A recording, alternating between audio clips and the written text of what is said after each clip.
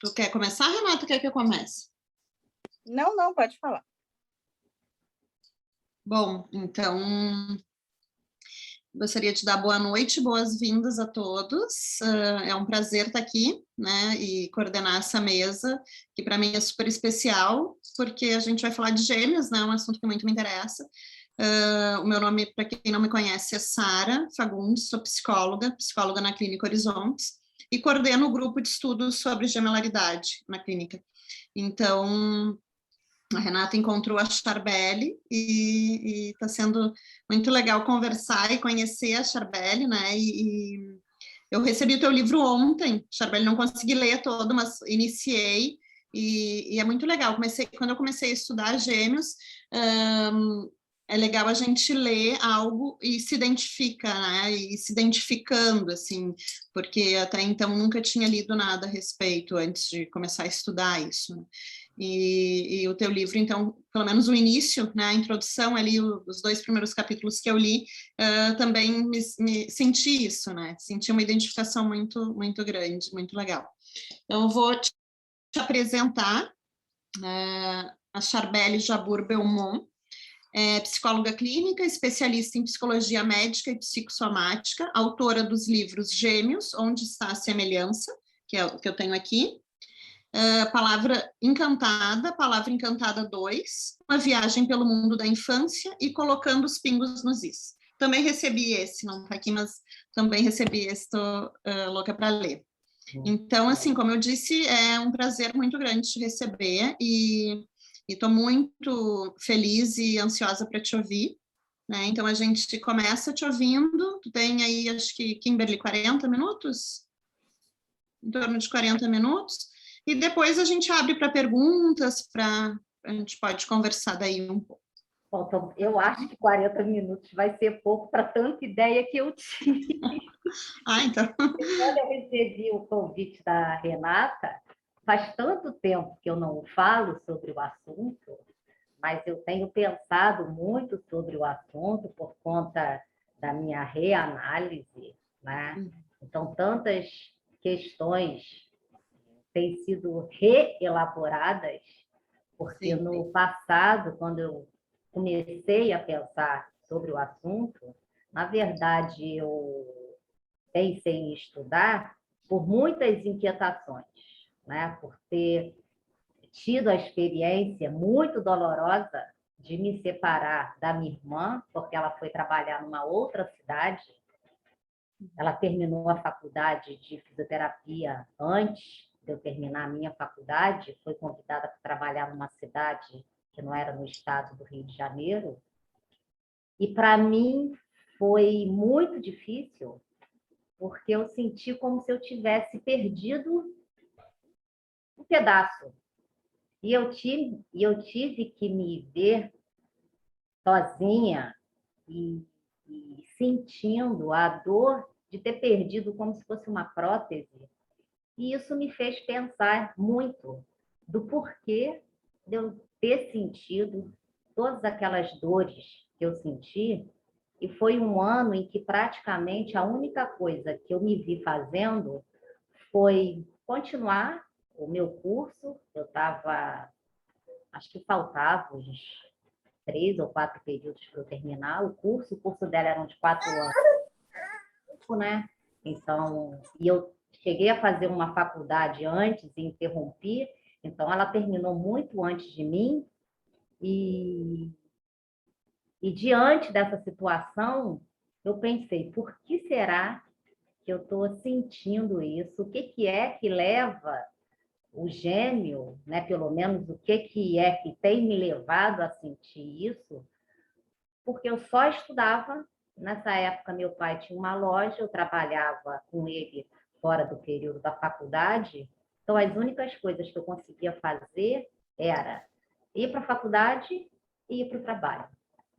Todo o resto deixou de ser interessante, porque todo o resto era o que eu fazia com ela, né? Sim. Então, eu comecei a pensar sobre o assunto, e na época que a gente chega para fazer o TCC, eu falei, bom, eu vou falar alguma coisa sobre isso, porque era isso que estava me mobilizando muito. Como é que eu faço para colocar a minha tela na minha frente aqui? Tem como? É tão estranho ficar com a tela preta, eu só estou vendo o nome de alguém. Ah, Kimberly, nos ajuda. É, melhor. Como assim? Tá bom, a Sara pode ficar aí, porque aí tem alguém, é como se eu estivesse vendo alguém. Uhum. Ah, tu Eu tá acho que é a vendo configuração dela, né? isso, a tua configuração. Tu pode ir ali em cima, tem o view, e daí tu tem a galeria em vez do speaker. Entendi. Bom, mas também a Sara estava na tela, também estava bom. É só estranho não ficar com ninguém. Uhum. Coisas de Mas ali tu gente. pode colocar visualizar galeria, vai aparecer todo mundo. Entendi. Mas isso é uma coisa de gênio, viu? Bom, enfim. E aí eu comecei a pesquisar e daí para frente eu não parei de pensar sobre o assunto, né? E nas minhas análises era um assunto recorrente e depois eu fiz a minha pós-graduação e também o tema abordado foi sobre gênios, porque eu ainda não tinha dado conta de entender aquilo que me atravessava e que me inquietava.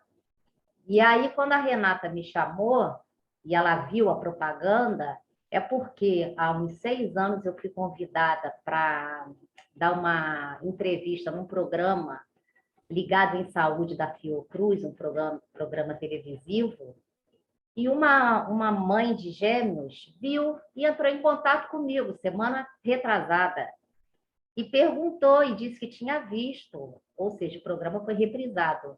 Então ela perguntou e então se tinha alguma literatura, eu falei do meu livro e aí eu resolvi postar, exatamente porque ela tinha me perguntado. E aí a Renata me encontrou e me convidou. Bom, mas enfim, eu vou começar a ler aqui, porque do jeito que eu pensei em novas coisas, né? Algumas coisas são pensamentos dessa época em que eu comecei, mas tem novas questões que vieram à minha mente quando a Renata me fez o convite, também porque eu tenho pensado nisso na minha análise. E tudo, eu quero deixar assim muito claro que muitas questões aqui são só hipóteses, né? E são experiências que eu pensei e que eu falo relacionadas à minha vivência como gêmea, né? Eu não sei se outros gêmeos vão se identificar com aquilo que eu vou trazer, porque nem todo gêmeo passa pela experiência que os gêmeos passam, né? Você pode ter passado por alguma, o sentimento de ser gêmea, e outro não. Então, eu quero deixar muito claro que eu estou falando mais de mim e do sentimento e da experiência de ser gêmea do que dizer que os gêmeos sentem isso de um modo geral. Então, eu vou começar a ler, porque eu não quero deixar de falar muitas coisas que são importantes, tá bom? Tá bem. O enigmático reside no fato de estarmos sob o jugo ou sob o efeito, durante nossa vida, dessas impressões precoces. Esse efeito é o infantil que perdura em cada indivíduo.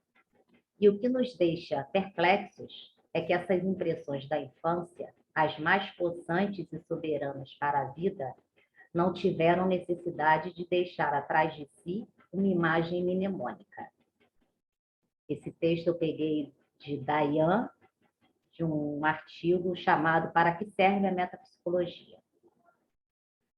Bom, eu quis começar minha fala com essa citação, pois acredito que nascer acompanhado e viver a experiência de crescer junto com alguém muito semelhante deixam marcas indeléveis na subjetividade, impressões invisíveis e visíveis que perduram por uma vida inteira e colocam os gêmeos diante de um desafio que é aprender a estar só. Há um tempo, ouvi da minha analista que quem nasce acompanhado tem a difícil tarefa de aprender a estar só, e que quem nasce sozinho tem a difícil tarefa de aprender a estar junto. e que eu sabia como estar junto, mas não sabia como estar só. Pensando nesse caminho de ter que aprender a estar só, é que por longos anos, hoje um pouco menos, busco entender os processos de individuação, de diferenciação e de como e por que os gêmeos passam por dificuldades nesses processos, comuns a todos nós, que fazem parte do desenvolvimento emocional que sabemos começar logo que nascemos. Eu ia ler 2 trechos dos meus 2 livros, do Palavra Encantada e do Colocando os Pingos nos Is, que mostram o meu caminho e essa evidência ligada a uma questão subjetiva e da subjetividade e da necessidade de continuar, de alguma maneira, falando sobre o assunto de gêmeos. Mas como a gente tem pouco tempo, eu não vou ler e vou continuar por aqui. Bom, interessante é que faz muito tempo que não falo sobre este tema. E penso que isso se deve ao fato de ter diminuído em mim minhas inquietações, uma vez que as mesmas foram e vêm sendo trabalhadas em minha própria análise. Lembro muito bem de que, por um longo período, era quase impossível referir-se a mim mesma na primeira pessoa. É oportuno dizer que, em muitos momentos, ficava na dúvida se naquela comunicação eu falava eu ou eu falava nós. Mas não falar sobre o tema não quer dizer que de tempos em tempos não me vejo pensando em aspectos da minha personalidade e da minha maneira de ser no mundo, e mesmo que eu quisesse, não seria possível. Amigos e familiares me lembram sempre da existência da minha irmã quando me perguntam ou me dizem: Charbeli, agora você falou como a sua irmã. Ou, Charbeli, hoje você está a cara da sua irmã. Recentemente assisti a um documentário no Netflix, 3 Idênticos Estranhos, que conta a vida de trigêmeos que foram adotados por famílias diferentes, sem que os pais adotivos soubessem da existência dos irmãos. Com a chegada de um deles à faculdade, onde o outro estudava, mas se encontrava de férias, os amigos o cumprimentaram e o perguntaram o que ele estava fazendo ali tão cedo. O que dividiu o quarto com o gêmeo, ao vê-lo, ficou perplexo e perguntou-lhe qual era a data do seu nascimento e se ele havia sido adotado. A perplexidade se transformou na ida de ambos à casa do outro gêmeo. Logo, o jornal local do estado de Nova York publicaram um artigo com o nome A Incrível História dos Gêmeos que se encontraram 19 anos depois de terem sido separados. E dias depois, outro artigo. Não são 2, são 3. Uma vez que um amigo do terceiro gêmeo viu a notícia e telefonou para ele. Após a descoberta, os pais passaram a entender situações estranhas que aconteceram quando eles eram muito bebês. Um deles batia com a cabeça no berço. O outro prendia a respiração até desmaiar e também batia com a cabeça no berço ou na parede. Sobre o terceiro, nada foi muito falado. Somente sua esposa e seus pais comentaram, pois ele cometera suicídio há uns anos. No relato, disseram que ele havia sido diagnosticado com distúrbio bipolar, ainda jovem, e que, ao se ver diante do afastamento de um dos irmãos por diferenças de opinião e de atitude, entrou em depressão e suicidou-se em seguida. Ele, dos 3, segundo os irmãos, era o que mais se empenhava em mantê-los unidos e em fazer com que as famílias estivessem por perto e convivessem o mais possível. Em tempo, eles ficaram juntos e dividiram o mesmo berço na instituição em que foram deixados para adoção por 6 meses. Esse documentário me levou a pensar no seguinte: o que será que acontece ou o que leva um óvulo a se dividir? Até hoje, nenhuma resposta foi encontrada. Brincando com meu marido, às vezes nos perguntamos: terá sido eu o óvulo original? Terá sido eu o óvulo original? Ui, perdão. Terá sido eu. Já me perdi aqui, deixa eu ver aqui.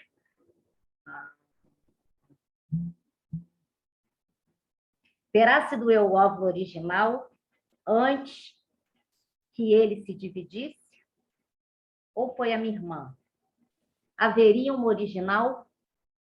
Fantasias a esse respeito devem povoar o imaginário dos pais e das pessoas que convivem com gêmeos.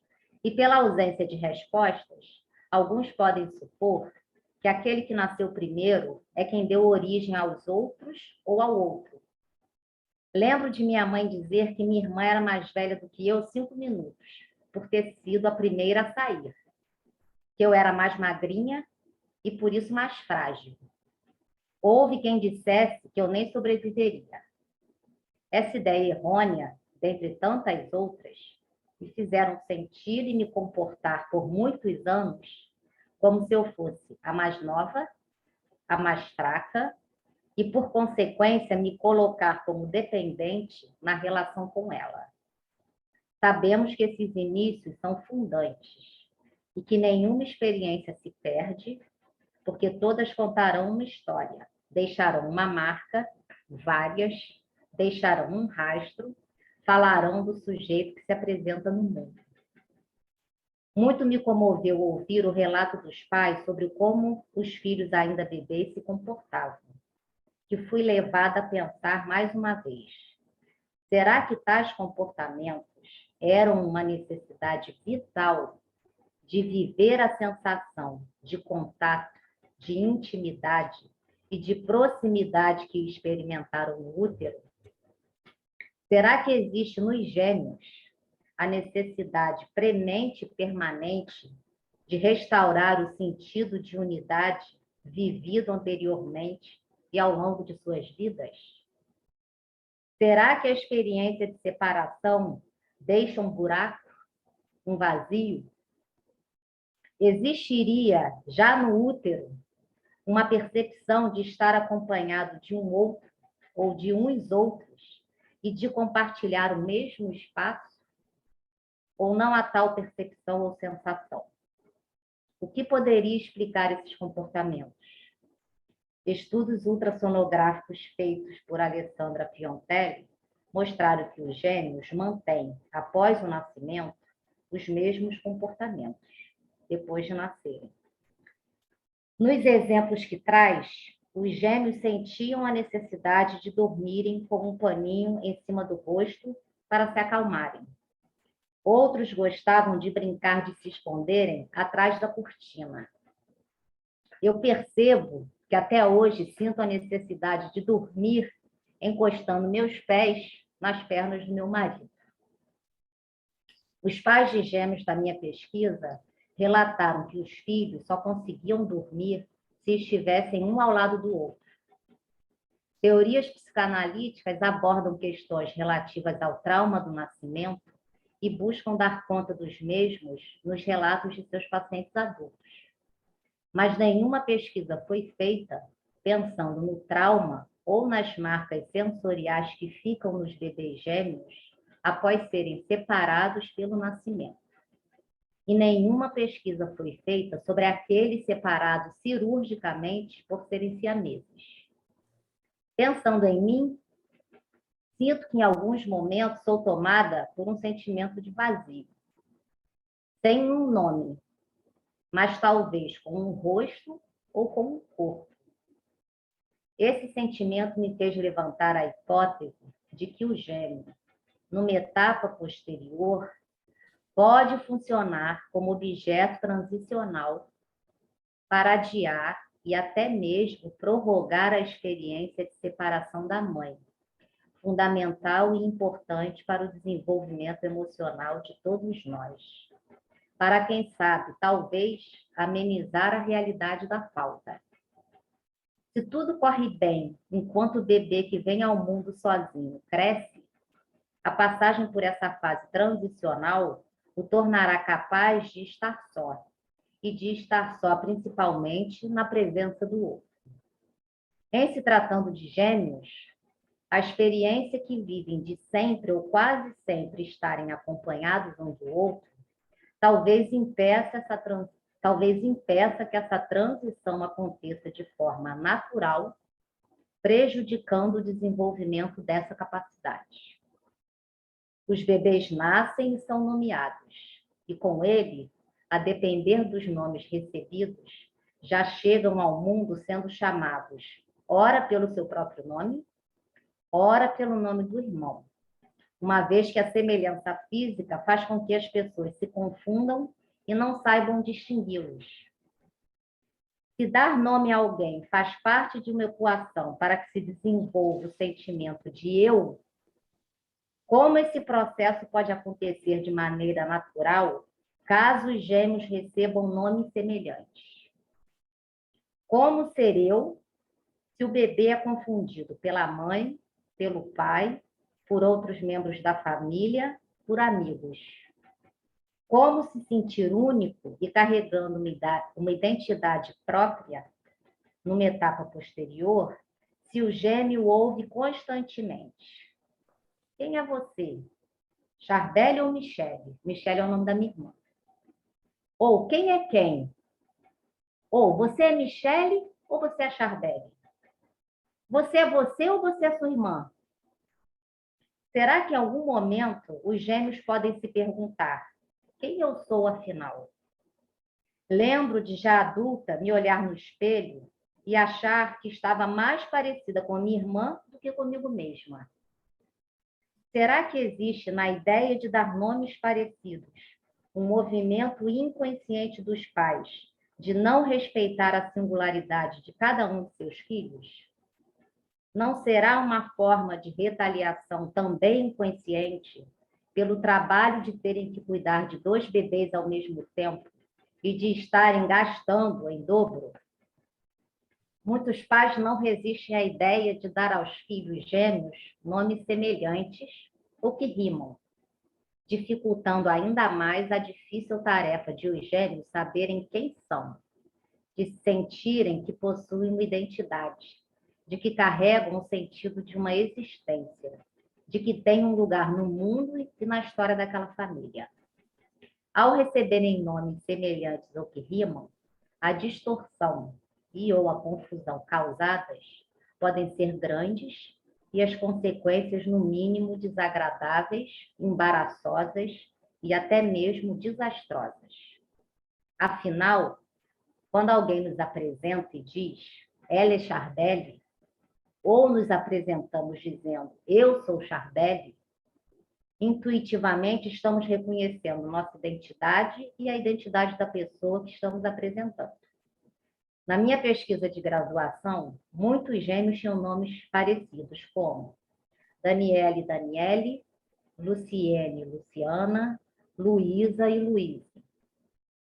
Eu e minha irmã éramos chamadas pelos mais próximos de Charmichele, Micharbel, Charbel e Michele. Muitos deles se queixavam de serem chamados por apelidos como Xerox Original, eu também era chamada assim, a corda e a caçamba, ou simplesmente os gêmeos. Se existe a atração por nomeá-los de forma semelhante, o mesmo também acontece quanto ao vestir. Gêmeos relatam que até uma determinada idade não se incomodavam com isso. Alguns até gostavam. No entanto, à medida que cresciam e entravam na puberdade, o incômodo era evidente e o não reconhecimento de suas pessoas também. Do momento em que nascem até que cheguem à vida adulta, alguns gêmeos são confundidos. Muitos não são vistos em suas singularidades e não atendidos em suas necessidades individuais. Seja pela árdua tarefa de dar conta de 2 bebês ao mesmo tempo, o que o Winnicott já dizia ser impossível, seja porque não existe, por parte da mãe, um investimento narcísico para cada um deles. Aí eu pergunto, quem a mãe vê quando vê seu bebê?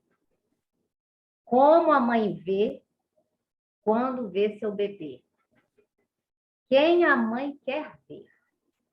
Essas perguntas eu me fiz bem recentemente. As respostas podem ser diversas.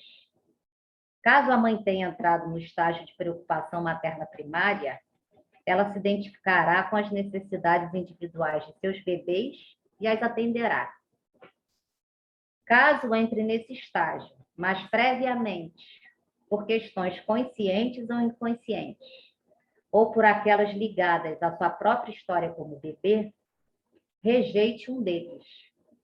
E aí poderá não ser capaz de se identificar e, por consequência, o atendimento às necessidades dele serão insuficientes e insatisfatórias. O olhar da mãe, que é vital e fundante da subjetividade do ser humano, é atravessado por essas questões. E ao olhar para o bebê eleito, detentor do seu afeto, ela refletirá o que vê. E o que vê o bebê quando olha para a mãe? O Winnicott diz que o bebê vê a si próprio. Faça um acréscimo e digo, pelo menos é o que deveria ver. Muitas vezes ele poderá ver frustração, cansaço, indignação, raiva, depressão, desprezo. No caso dos gêmeos, pode ser que ele veja refletido nos olhos da mãe o irmão eleito, o escolhido, o preferido. Pensa, então, que talvez os caminhos que levam os seres humanos a desenvolverem o sentimento de alteridade, de eu, nasça prejudicado, ou seja, tormentoso nos gêmeos, caso o olhar da mãe falhe ou não reflita o próprio bebê. Levando em consideração que o olhar é uma forma de comunicação não verbal e uma via de troca de libido entre o bebê e sua mãe, podemos entender a sua importância desde os primeiros dias de vida para a constituição subjetiva do sujeito. Sabemos que mesmo antes do nascimento, a criança já existe no imaginário dos pais. A história do bebê se inicia com o projeto da gravidez desenvolvido por eles de forma consciente ou não. Se inicia com o projeto, talvez, da não existência dessa gravidez, ou seja, de uma gravidez indesejada. Se inicia com o projeto de ter somente um único filho, e não gêmeos. Ou com o projeto de ter gêmeos com ou sem reprodução assistida. Todo o desenrolar dessas histórias fará parte da constituição subjetiva da criança. Ao nascer, o bebê pode e deve ser recebido por uma mãe que se encontra nesse estágio de preocupação materna primária para que ela se identifique com ele. As experiências de Holding e de Handling vão dando contorno ao seu corpo. O olhar da mãe introduz o processo de diferenciação entre eu e não eu.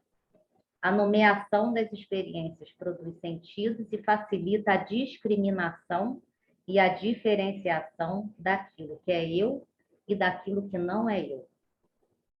Penso que se o gêmeo ou qualquer outra criança que não puder ver-se a si próprio quando olha para a mãe, afastará suas próprias necessidades na tentativa de se defender e de sobreviver.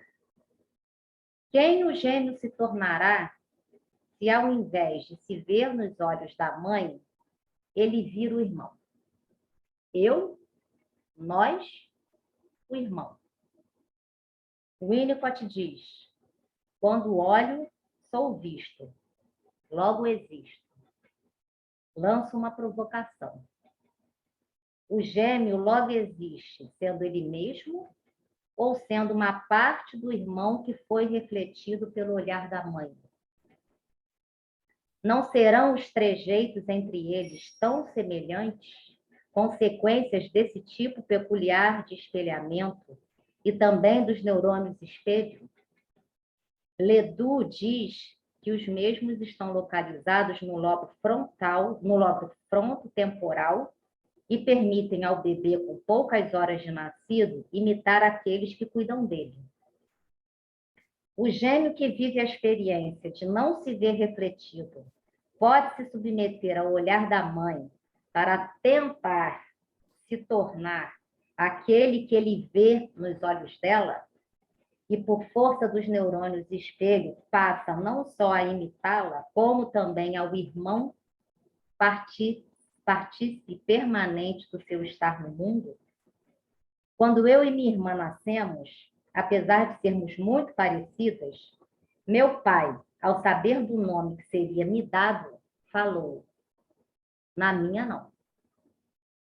Ao que minha mãe respondeu: na minha então. Pergunto mais uma vez: quem ela via quando via minha irmã?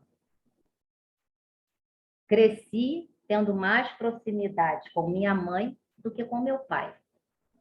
Eu era mais sensível ao ambiente e minha irmã bem menos. Minha irmã se identificou com o homem fechado que ele foi e é. E eu com uma mulher mais expressiva nas suas emoções. Prosseguindo nos cuidados dispensados aos bebês e pensando que há um longo caminho a ser percorrido até que haja uma integração psicossomática, até que uma imagem corporal se faça presente, que se desenvolva o sentimento de ser eu, é válido e importante pensar e perguntar, uma vez que os gêmeos compartilham, desde muito cedo, ainda antes de nascer, uma proximidade e uma intimidade grandes, dividindo um espaço pequeno e apertado, não poderíamos supor que viver esta experiência, que costuma prosseguir após o nascimento, não dificultaria ou até mesmo agravaria o desenvolvimento de um sentido de individualidade e do sentimento de uma existência única e separada? Lembro de alguns relatos de pais de gêmeos que diziam que os filhos não conseguiam dormir em berços separados e choravam se não eram colocados um ao lado da outra. Eu mesma posso falar de histórias contadas por minha mãe e pensar que estas ficaram impressas e abrangem minha subjetividade, definindo-a em alguma medida, definindo meu jeito de ser no mundo. Ela dizia que tivemos que ser colocadas para dormir no chão, porque o berço era muito pequeno. Talvez não gostamos de ser colocadas uma em cada ponta do berço, porque queríamos ficar juntas. Ao sermos colocadas no colchão, passamos a dormir. Recentemente, enquanto eu e meu marido cochilávamos, cada um no sofá, meu marido levantou-se silenciosamente para que eu não acordasse, mas imediatamente abriu os olhos. Ele falou: Chardelle, você não dorme nunca? Acho que você está sempre tendo que prestar atenção em tudo. Com essa fala, me dei conta de como sou uma pessoa atenta e observadora. Nada ou quase nada me escapa. Acredito que estas sejam as tais marcas impressas na pele, nas vísceras, na fisiologia dos gêmeos. Eu sinto como se precisasse ficar alerta para proteger meu espaço.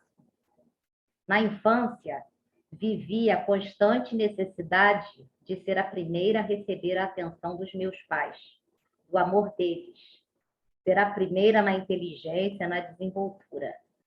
Neste aspecto, os gêmeos acabam sendo expostos a comparações e passam a ter que olhar para fora, para o irmão, para tentarem se diferenciar, afastando-se cada vez mais, muito provavelmente, do sujeito original e de quem deveriam ser. Bom, eu vou abrir um parênteses para falar da observação de duas gêmeas que eu fiz quando eu entrei na minha pós-graduação, e o tema da minha pesquisa foi Gêmeos, o desafio de uma relação, um estudo sobre a vulnerabilidade psicossomática em gêmeos univitelinos, a partir do interjogo na relação mãe-bebê. A observação começou quando elas contavam com 10 dias de vida e se estendeu por 1 ano. Mais uma vez, quis escrever sobre o tema gêmeos, porque ainda me encontrava às voltas com minhas próprias questões ligadas à gemelaridade, apesar de já ter passado pelo difícil e doloroso processo de separação da minha irmã. O método usado de observação foi o de Sterbitt. Esse método permite uma experiência prática de observação do vínculo do recém-nascido com sua mãe e com seu ambiente familiar, e a observação da estruturação do relacionamento entre eles. Meu orientador, com a intenção de investigar se havia preferência por uma delas, se os cuidados e a atenção dispensados eram os mesmos, se existia aquela que esperava mais do que a outra, e como ela sentia, e também como a mãe sentia por essa espera, ou se a mesma devia-se mais ao fato de serem 2 bebês, ou por ela ter escolhido, se identificado com uma e não com outra, sugeriu que eu usasse esse método. Quando encontrei com a mãe pela primeira vez, ela relatou que já contava com a possibilidade de ter gêmeos, uma vez que sua própria mãe era gêmea. A descoberta aconteceu por volta da 5ª semana, e de que eram gêmeas univitelinas. Apesar de saber que o sexo dos bebês era o mesmo, justificou a nomeação tardia de uma delas, dizendo que queria ter certeza de que era uma menina. Essa gêmea só recebeu um nome quase no final da gravidez, quando uma amiga psicóloga havia dito que era importante conversar com a bebê para que ela pudesse se desenvolver como a outra vinha se desenvolvendo. A diferença de peso entre elas ao nascerem foi de 690 gramas e permaneceu ao longo de seus crescimentos. A mãe disse-me também que na sala de parto, a médica lhe fez a seguinte pergunta.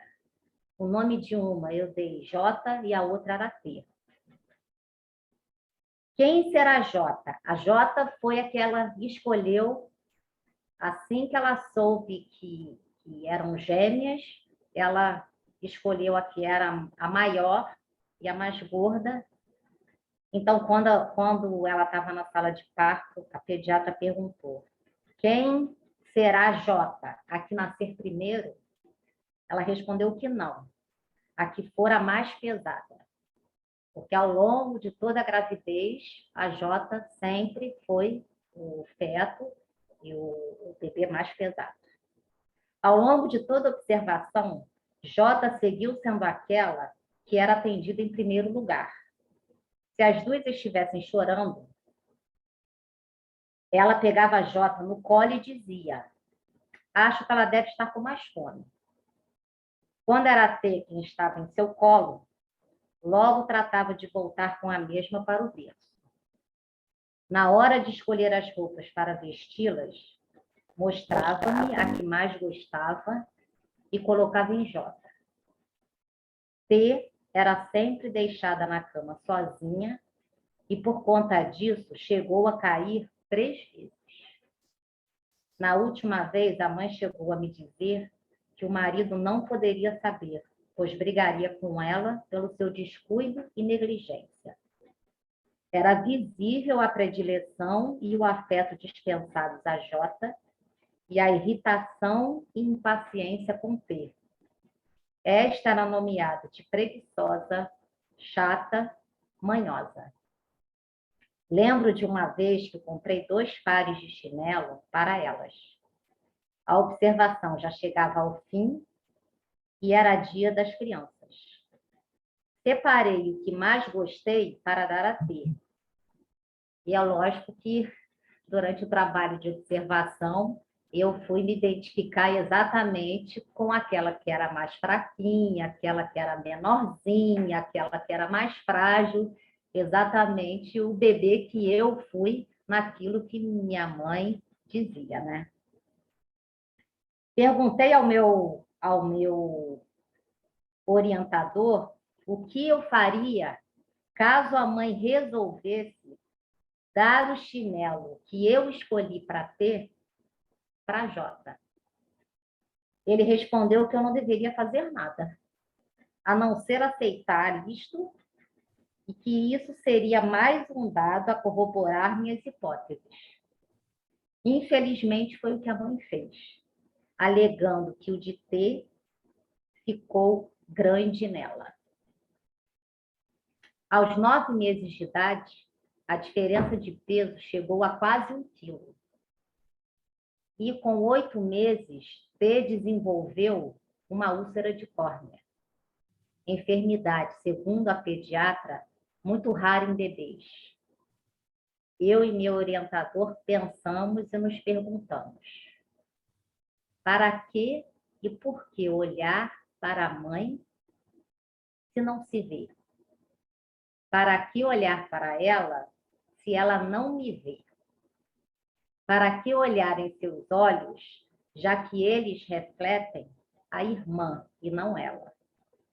Conclusão: não sou vista. Logo, não existo. Tudo aquilo que é vivido pelo bebê fica registrado no corpo como uma impressão. Essas impressões atingem o corpo do bebê numa época em que não existe um envelope psíquico e, portanto, não podem e nem chegam a ser representadas nessa etapa. Tornam-se inomináveis. Mas a marca da experiência fica, e se as mesmas continuarem a se repetir, ficarão catalogadas no corpo, formando um vazio representativo, como uma coisa sem significado, e que mais tarde será, de algum modo, representado sob a forma de distúrbios ou sintomas. Somente poderão ganhar figurabilidade num processo analítico. O título dessa minha pesquisa foi Gêmeos, o desafio de uma relação, e eu terminei, infelizmente, confirmando a minha hipótese.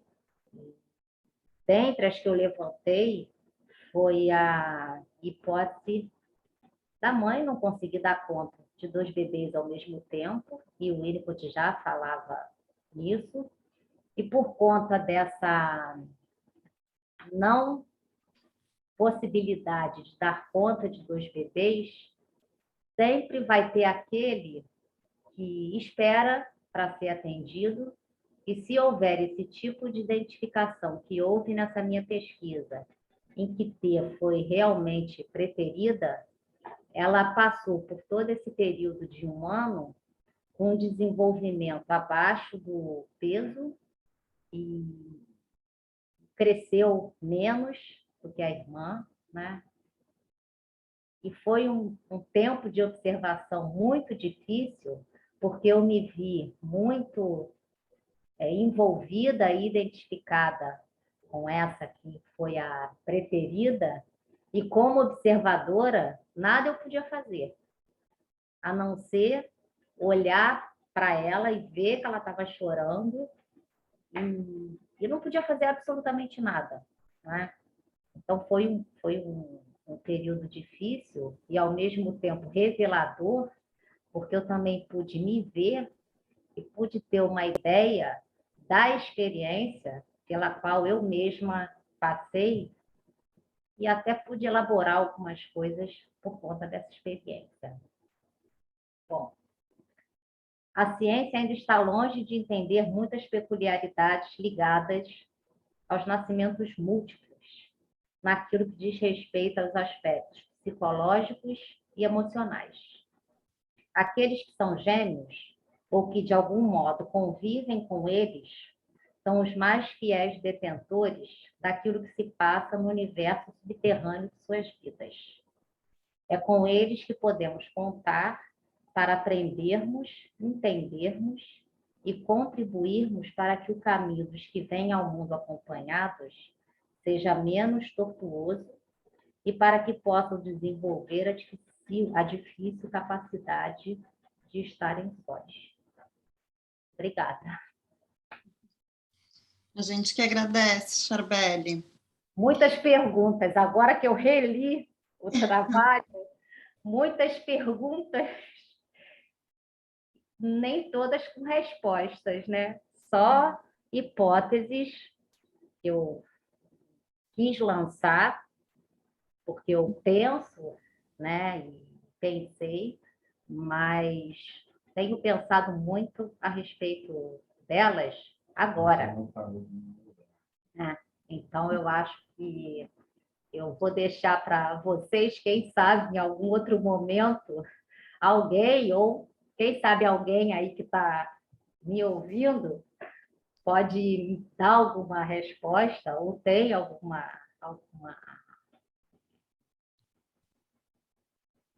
ideia sobre tantas perguntas que eu me fiz, que eu me faço, né?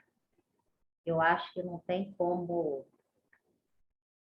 quem é gêmeo não passar por uma vida. Para cada coisa que eu faço, né, eu penso a subjetividade do gêmeo está ali com o outro. Né? Então, eu quis até dar esses exemplos de dormir, de ficar encostada no meu marido. Né? Eu acho que é algo que você vai poder dizer, Sara, porque você é gêmea, se você sente parecido, não dá para ter ideia de como é que é vir ao mundo sozinho. Eu tenho uma irmã mais nova, bem mais nova, e ela sempre se ressentiu muito porque ela dizia que ela não conseguia entrar e fazer parte da minha relação com a minha irmã. Eu costumo, quando eu vou, a nossa distância é bem grande, né? Minha irmã é bem mais nova do que eu e minha irmã gêmea, mas eu costumo, quando eu penso na minha irmã, a primeira irmã que vem à minha cabeça é minha irmã gêmea, não é a minha irmã caçula. Então, definitivamente, eu acho que é um elo muito profundo.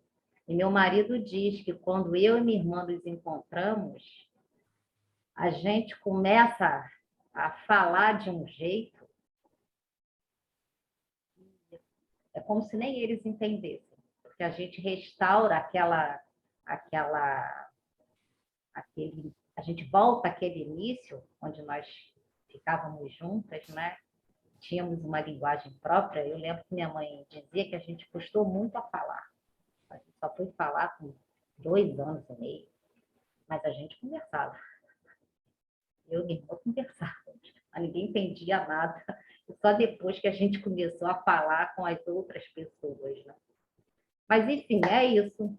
Acho que dá tempo ainda, né, de você falar, das pessoas perguntarem alguma coisa.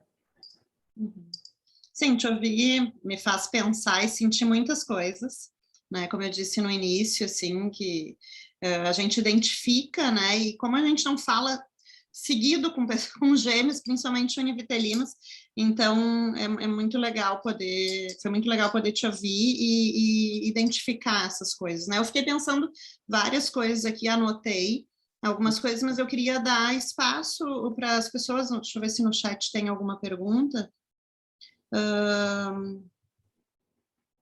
A Greta colocou aqui: cheguei um pouco atrasada, gostei muito do texto que escreveu, parabéns, o trabalho está publicado, me fez refletir muito e me preocupar um pouco, gostaria de ler novamente, sou mãe de gêmeas de 1 ano.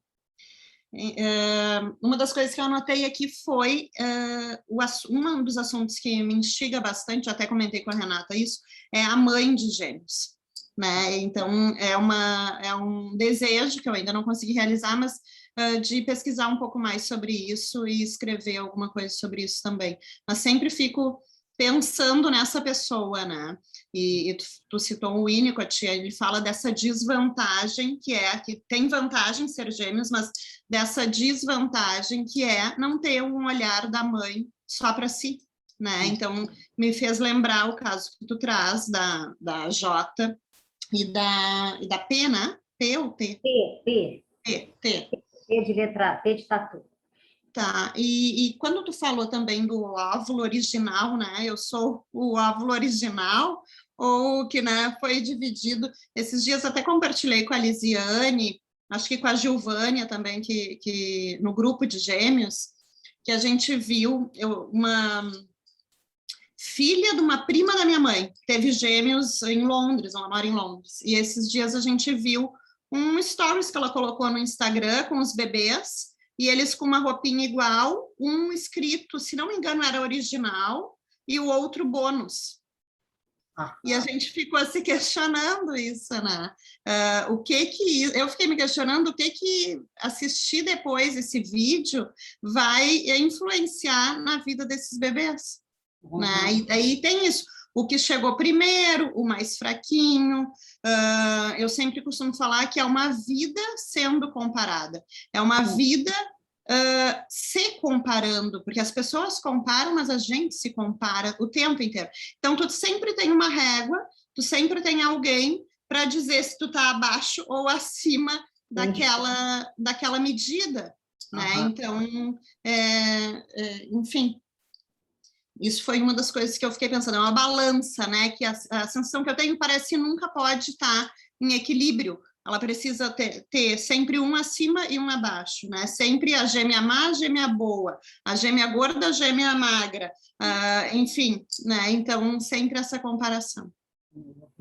E eu, assim, abro para perguntas, para comentários, enfim. Fiquem à vontade, não sei se pelo chat, Kimberly, ou pode abrir o microfone. Como vocês preferirem, o microfone está aberto, caso vocês queiram abrir. Eu queria fazer uma colocação. Bom, primeiro agradecer mais uma vez a Charbel, e eu particularmente acho um tema fascinante. Não tenho gêmeos na minha família, não tenho filhos gêmeos, mas acho que a gente já leu, enfim, já discutiu algumas coisas, né? De que a gemelaridade sempre exerce um fascínio sobre as pessoas. Geralmente dizem que de quem não tem gêmeos, né? Que ficam fascinados. Bom, enfim, na verdade até meio piada, né? Mas talvez não tanto nesse sentido de todo o trabalho duplicado, tudo isso que a Charbel apontava. Particularmente, a Sara sabe, a questão da gemelaridade passou a me interessar mais por algumas experiências que a gente teve na clínica, mas também com a questão da reprodução assistida e com o aumento da gemelaridade, né, do número de casos de gêmeos, nem sempre univitelinos. Inclusive, na maioria das vezes, talvez, né? Enfim, bivitelinos, pela própria questão das transferências embrionárias. Então, acho que é uma situação que talvez antes se falava muito menos, porque era muito mais raro a gemelaridade, e a gente passa também, como psicanalistas e como sociedade, acho que de um modo geral, assim, quem estuda, né, quem está então à frente de algumas situações, como a educação também, a ter que olhar mais para essas situações, porque são variadas. Eu tenho uma escola infantil também. Na escola infantil, a gente tem hoje, deixa eu ver, 5 pares de gêmeos. 5? Acho que 5. De 100 crianças, a gente tem 10%, né? E, assim, é a realidade de muitos lugares. Alguns que são de gestação natural, outros que são de fertilização. Então, eu queria te ouvir um pouco sobre... Eu acho que sobre isso, assim, que a gente pudesse pensar, né? Não sei se a gente pode dizer qual é o impacto disso, o aumento do número de casos de gêmeos, mas enfim, pensar um pouco sobre essas situações, também nessa questão da... Claro, eu sei que a tua experiência é de gêmea univitelina, mas a gente pensar também essas situações que não são, né? Quando não são univitelinos. E o que eu vejo também, só para finalizar, é que na reprodução assistida, às vezes, nas mães que fizeram tratamento de reprodução assistida e acabam tendo gêmeos, às vezes essa questão de o quanto tinha espaço para 2, ou, na verdade, muitas vezes a ideia era o espaço para 1, e aí vem 2, o quanto isso fica mais, talvez mais evidente, assim, mais dito, né? Enfim, só trazer algumas coisas para a gente poder seguir conversando. Eu acho que meu trabalho sempre se voltou para a questão dos gêmeos univitelinos, principalmente pela semelhança, e porque é a semelhança, né, entre eles, tem gêmeos que são muito parecidos, né? Muitos até carregam alguma diferença, mas o fato dessa semelhança ser tão grande e que sempre me intrigou foi exatamente porque eu tive muita dificuldade de saber quem era eu, e eu só me dei conta de que eu não sabia quem era eu quando ela foi embora. Porque até então eu vinha vivendo minha vida acompanhada e achava que eu era eu. Mas do momento que ela foi embora, eu falei, quem sou eu? Eu fiquei perdida. Então, eu acho que essa semelhança dificulta e ela dificulta ainda mais quando os pais resolvem vestir os filhos de maneira semelhante. Eu e minha irmã éramos vestidas de maneiras iguais, né? Minha mãe dizia que, numa época, ela chegou a comprar roupa diferente para mim e para minha irmã, mas a gente se queixava, porque quando eu via a roupa da minha irmã, eu dizia que eu gostava mais da roupa da minha irmã. E minha irmã dizia que eu gostava mais da minha. Então, ela desistiu de comprar roupa diferente, porque aí era uma briga, lógico, e já aí a gente já achava que a roupa da outra era mais bonita, né? Eu achava, então minha mãe gostava mais dela do que de mim. Então, minha mãe decidiu que as roupas seriam iguais para facilitar o trabalho, e a gente passou a vestir roupa igual por muitos anos. E em uma outra ocasião, quando minha irmã já não estava mais morando lá em casa, porque ela saiu, e aí tinha um evento de família, e ela vinha de onde ela estava. Quando a gente se encontrava, a gente tinha colocado a mesma roupa, sem saber. E aí a gente se olhava e falava, não acredito, né? Porque a gente tinha roupas ainda naquela idade iguais, mas mesmo não estando juntas, eu poderia ter pego qualquer roupa e a gente acabava pegando a mesma roupa e se via, né? Eu me via com a mesma roupa que ela e estranhava muito, porque isso já me incomodava, né? Quando eu era novinha, eu nem chegava a me incomodar tanto. Mas eu acho que essa questão das roupas, a questão dos nomes, a questão das pessoas perguntarem para o gêmeo, quem é você? Isso coloca uma dúvida naquele que está crescendo e que está desenvolvendo uma identidade, porque se as pessoas perguntam quem é você? Você é Charbel ou Michele? É uma dúvida permanente. Não tem como a gente não parar para pensar nisso, né? Agora, no caso dos gêmeos que não são idênticos, eu creio que eles até passam por situações semelhantes, talvez porque existem gêmeos bivitelinos que são do mesmo sexo, né? Não necessariamente são de sexos diferentes. Então, esses que têm o mesmo sexo, talvez os pais coloquem as mesmas roupas. Eu acho que a Marta me falou alguma coisa dela ter um irmão ou uma irmã, quando eu conversei com ela antes, né? E que ela vivia muito essa experiência de parecer que ela era gêmea, porque a idade era muito próxima. Eu não sei, agora eu estou na dúvida se era irmão ou irmã. Então, com os gêmeos bivitelinos... A Marta tem um irmão.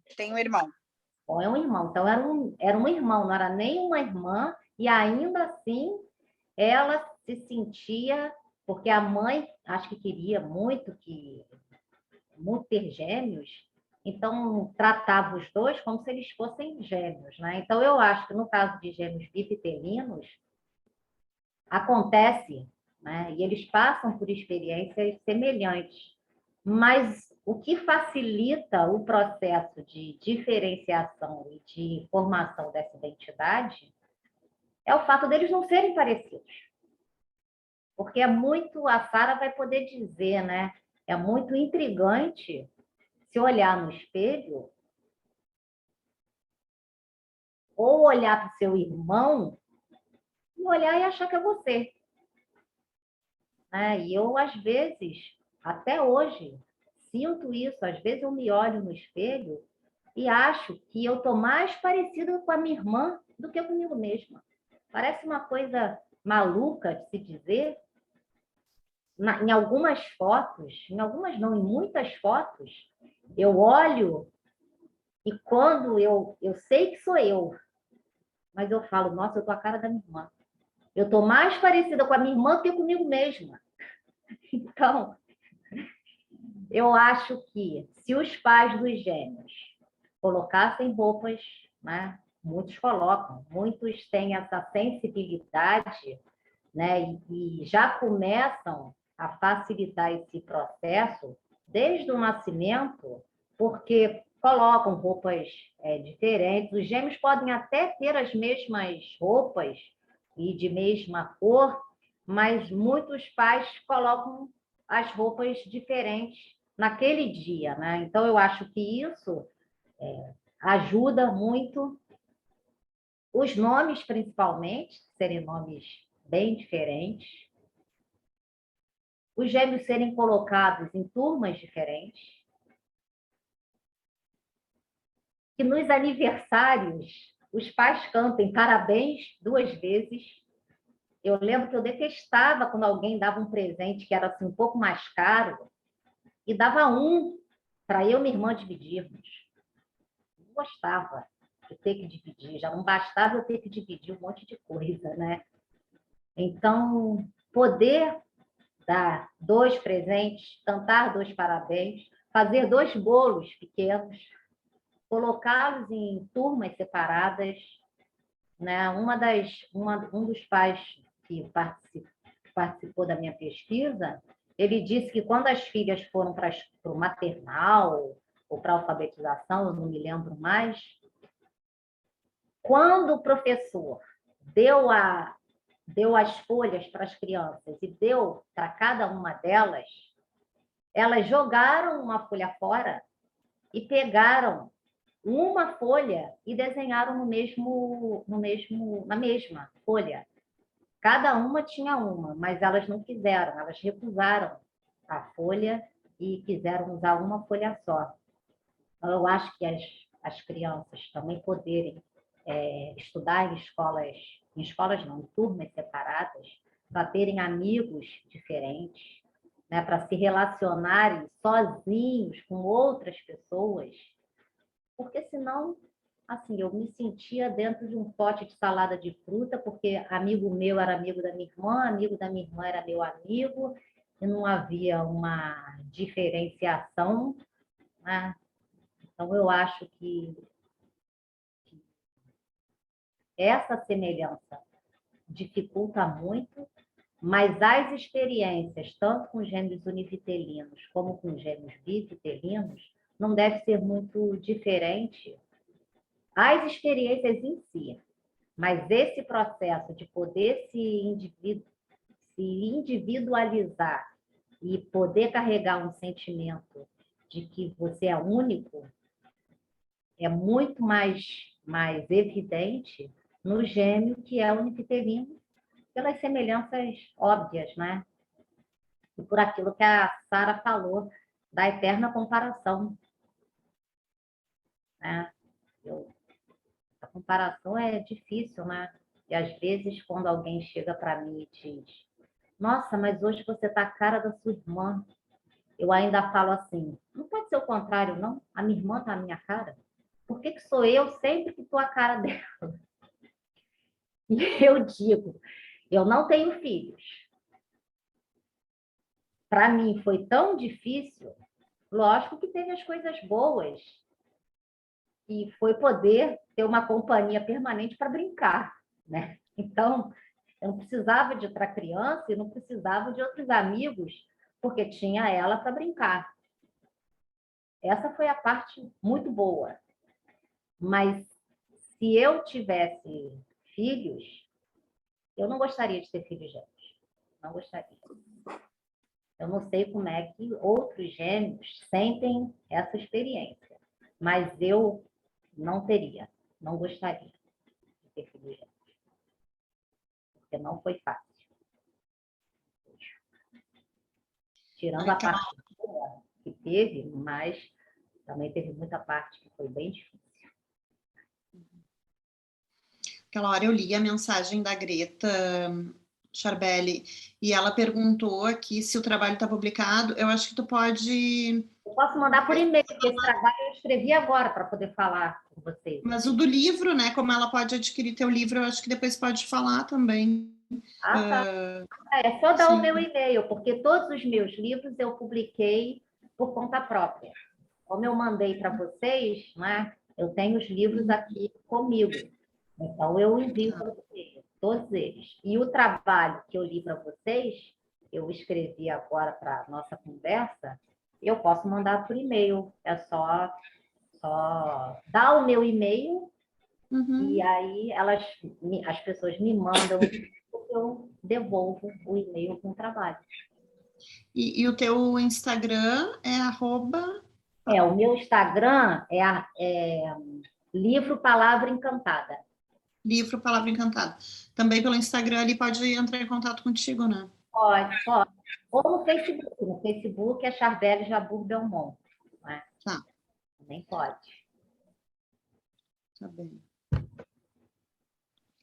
A Horizontes gostaria muito de ter o teu trabalho para publicar na nossa revista. Nós temos uma revista virtual, já, né, foi lançada este ano, o primeiro número, já saiu o segundo, e agora para o próximo ano. Então, se tu puderes enviar e nos dar a honra de ter esse trabalho, vai ser ótimo. Eu depois me passo o e-mail de uma de vocês, Tá. E aí eu envio, com certeza. Perfeito. Obrigada. A Caroline Bueno comentou no chat: sou mãe de meninos gêmeos e um tem olho claro e o outro não. E as pessoas comentam e comparam muito. E algumas chegam a falar depois: acho que eu não deveria ter falado isso, mas já falou. E um deles já comenta: sim, somos gêmeos e ele tem olho claro e eu não. É isso, né? Eles já vão pegam a diferença, né, e focam na diferença. Às vezes eu fico me perguntando, assim, tem gêmeos que focam na diferença, tem gêmeos que focam no que é semelhante, né. Vou digitar aqui meu e-mail, peraí.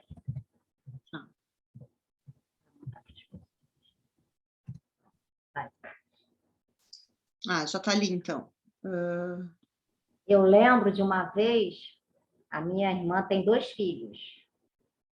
E quando a minha sobrinha tinha mais ou menos uns 6 meses, nós estávamos na cozinha e ela estava no colo da mãe.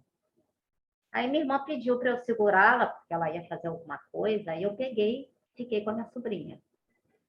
Minha irmã saiu, quando ela voltou, minha sobrinha olhou para minha irmã e se jogou para ela. Quando ela se virou e me viu, ela se jogou para mim. E ela ficou nessa de ir para o colo da mãe e vir para o meu colo, numa confusão, porque ela olhava para a mãe e via a mãe, e olhava para mim e via a mãe, e se jogava de um colo para o outro. Então, essa foi uma experiência não muito recente, porque minha sobrinha já está com 12 anos, né? Mas ela era um bebê que se confundiu. Então, um adulto, né? E as pessoas, eu acho que que as mães talvez sejam as que menos confundam. Mas eu também já ouvi relatos de mães que precisavam colocar uma marquinha, uma sombra na testa, uma marquinha para ela poder ver quem era quem e não se confundir, né? A minha mãe diz que ela tem certeza que ela deu de mamar ou deu comida para a gente. Eu comia mais de uma vez porque ela achava que ela estava dando, que já tinha dado para mim, e aí estava dando para minha irmã, mas na verdade ela estava dando para mim de novo, né? Mas eu acho que as mães, e como as mães são aquelas que olham para o bebê, para os bebês se veem, essas sim tem que tomar muito cuidado para não se confundirem, né? Porque é pelo olhar delas que eles vão se constituir como um sujeito com uma subjetividade. E aí, essa foi a grande pergunta que eu me fiz agora. Será que a mãe, quando vê o irmão, o filho, né, ela de fato está vendo aquele para quem ela está olhando, ou ela está vendo aquele que é o que ela escolheu ou com quem ela se identificou, pensando nas mães que não queriam, como essa mãe da minha observação, ela ficou claro para mim que ela não queria ter uma outra filha. Ela só queria ter uma, mesmo sabendo da possibilidade de ter gêmeos. Daí toda a dificuldade para dar nome para outra, para cuidar da outra, né, com mais afeto.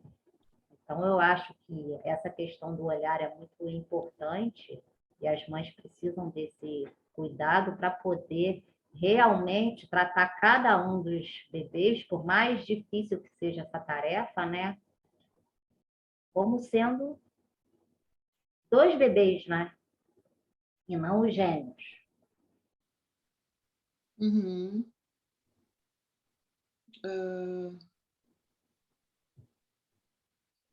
A Andressa no chat também colocou que é mãe de gêmeos, a menina tem olho claro e cabelo mais loiro, e o menino olho escuro e cabelo preto. São bebês ainda, mas já percebo as pessoas fazendo esse tipo de comparação. Não sei até onde vai afetar ou não no futuro. Acho que vai, né? Como gêmea, acho que vai, de alguma maneira, não sabemos como, mas vai... afeta, não tem como, né? Vai ficar uma marca, né? Sim. Alguma marca, né? Que pode nem ser tão nociva, né? Pode ser só uma marca que passe despercebido. Como ela tem um menino e uma menina, ou seja, eles são diferentes, né? Fisicamente, eles são de sexos diferentes. Isso já facilita, né?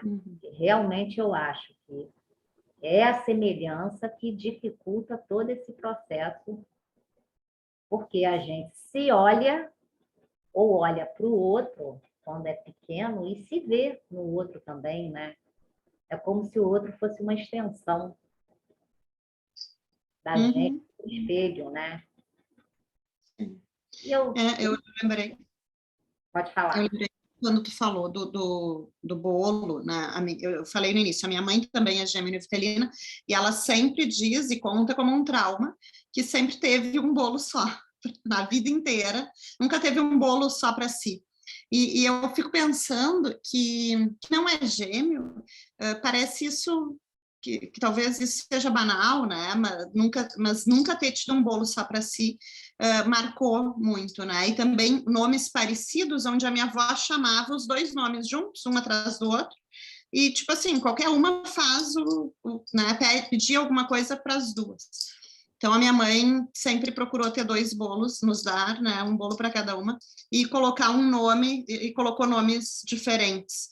Mas, te ouvindo também, me dei conta que a minha mãe tinha um nome para uma menina, e quando ela soube que eram gêmeos, meu avô sugeriu o meu nome, e ela foi buscar um segundo nome, e depois, juntando esses nossos nomes, dava aquele nome que ela tinha escolhido para a primeira, para uma filha, né? Então, eu fiquei pensando nessa coisa do espaço que a Renata estava falando, né? Tinha espaço para as duas ou não? Né? Enfim, eu acho que talvez a gente não tenha resposta, ou vai ficar buscando essa resposta a vida inteira, né? A Kimberly me avisou aqui que a gente vai ter que encerrar, né, Kimberly? Já ir encaminhando para o encerramento. Se tu tem mais alguma coisa para nos trazer, Charbelli, pode ficar à vontade. E depois eu encerro. Eu acho que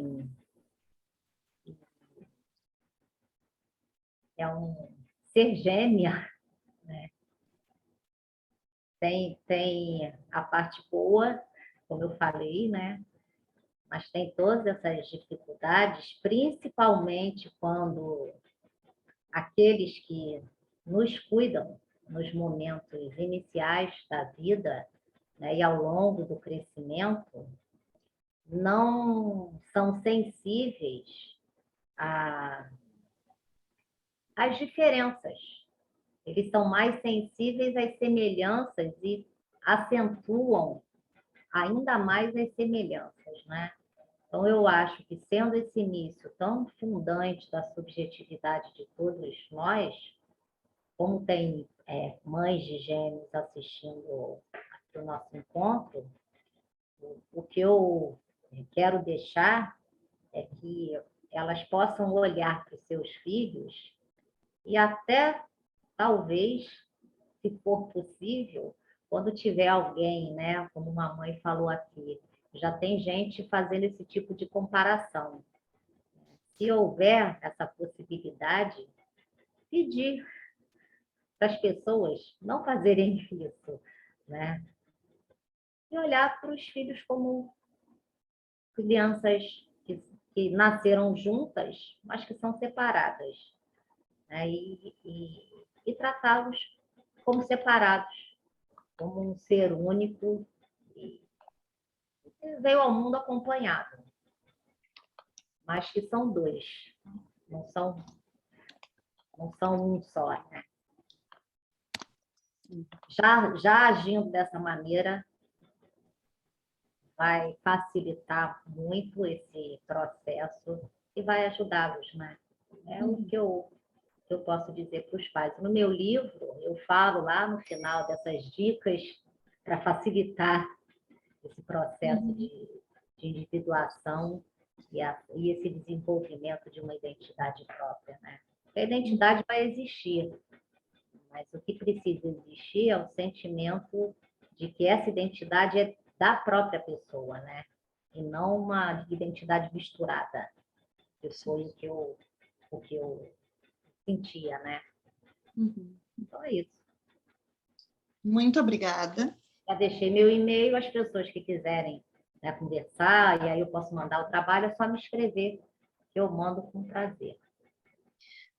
Em nome da Horizontes, em meu nome, eu gostaria de te agradecer muito, foi um prazer te conhecer e principalmente te ouvir. Espero que a gente possa se encontrar novamente, mesmo que virtual. Né? Depois disso tudo presencial, a gente vai te visitar ou tu vem aqui. E, enfim, eu queria divulgar também o nosso grupo de gemelaridade, né? Eu coordeno junto com a Marta é mãe de gêmeos. Sim. E ele acontece nas segundas-feiras, às 14h30. Então, é divulgado nas redes sociais da Clínica Horizonte. Se alguém se interessar, quiser conversar conosco, estudar conosco, a gente está aberto, né, a receber interessados. Então, podem acompanhar ali nas redes sociais da clínica. Renata, não sei se você quer falar alguma coisa. Só agradecer mais uma vez, acho que a gente sempre sai pensando várias questões aí, né? Acho que a Charbelli deixa vários interrogantes aí para a gente seguir. Muito obrigada. Foi ótimo, muito obrigada. Quando é que vai ficar no YouTube? No máximo segunda já está ali, as gurias já... Às vezes demora um pouquinho mais, porque tem alguma edição, alguma coisa, mas em seguida é a Kimberly que está aí. te dou o WhatsApp dela, se não tiver, tu cobra Se dela, não, que ela bota bem rapidinho. pode me pedir também. Pode pedir. Tá bom. Tá bom, beijo, obrigada. Agradeço também a presença de todos, desejo boa noite. Boa noite para vocês também. Muito obrigada pelo convite. Obrigada. Boa beijo. noite. Tchau. Um beijo. Tchau, tchau. Tchau.